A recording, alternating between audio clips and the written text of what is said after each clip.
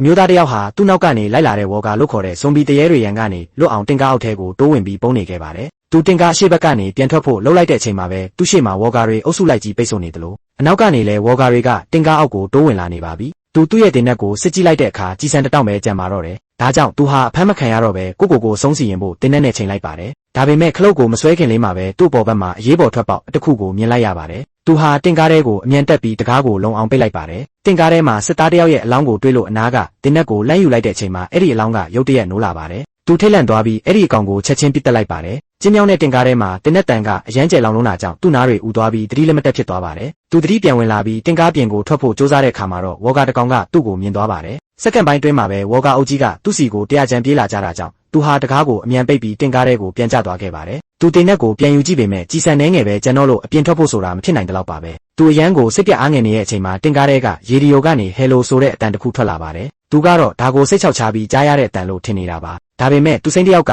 ရေဒီယိုကနေတဆင့်အပြင်ကဝေါ်ကာတွေဟာမြင်းတကောင်ကိုဝိုင်းစားနေကြလို့အာယုံလွဲနေကြောင်းဒါဟာထွက်ပြေးဖို့အကောင်းဆုံးအခွင့်အရေးဖြစ်ကြောင်းလမ်းပြောပြပါတယ်။အဲ့ဒီနောက်မှာတော့သူဟာစစ်သားလောင်းစီကနေလက်ပစ်ပုံးတစ်လုံးနဲ့ကော်ပြားတစ်လက်ကိုယူပြီးတင်ကားပေါ်ကနေခုန်ဆင်းခဲ့ပါတယ်။လမ်းမှာတွေ့ရဲ့ဝေါ်ကာတွေကိုတင်နက်နဲ့ပစ်ကော်ပြားနဲ့ရိုင်ရင်သူ့ကိုလမ်းညွှန်ပေးတဲ့အမျိုးသားနဲ့တွားတွေ့ပါတယ်။သူဟာအဲ့ဒီလူနောက်ကိုလိုက်သွားရင်လေကားတွေကနေတဆင့်အဆောက်အုံရဲ့ခေါင်းမိုးပေါ်ကိုတက်ခဲ့ကြပါတယ်။အဲ့ဒီကနေတဆင့်အခန်းပြက်ကြီးတွေကိုဖျက်ကျော်ပြီးအပြင်ဘက်လေကားကနေအောက်ကိုပြန်ဆင်းခဲ့ကြပါတယ်။ဒါပေမဲ့သူတို့မြေပြင်ကိုရောက်ခါနီးမှာပဲဝေါ်ကာနှစ်ကောင်ကသူတို့ရှေ့မှာရုတ်တရက်ပေါ်လာတာကြောင့်သူတို့နှစ်ယောက်လုံးကြောက်လန့်တကြားနဲ့နောက်ကိုပြန်ဆုတ်သွားကြပါတော့တယ်